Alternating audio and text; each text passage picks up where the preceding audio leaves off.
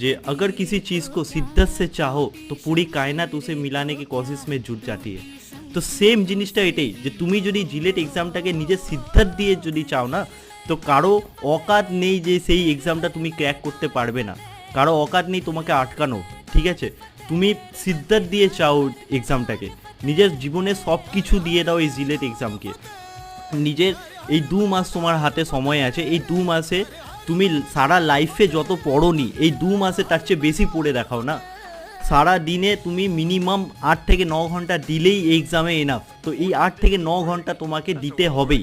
আর যদি মোটিভেশনের খুব মনে হচ্ছে যে আমি মোটিভেশন পাচ্ছি না, তাহলে একটা কাজ করো, তুমি তোমার বাবাকে দেখো অ্যান্ড তোমার মাকে দেখো, এই চড়া গরমেও তোমার বাবা মা নিজেদের কাজ করে যাচ্ছে, বিকজ তোমার যাতে একটা হেলদি লাইফস্টাইল তুমি যাতে লিড করতে পারো, তার জন্য তোমার বাবা মা এই চরম গরমেও কাজ করে যাচ্ছে।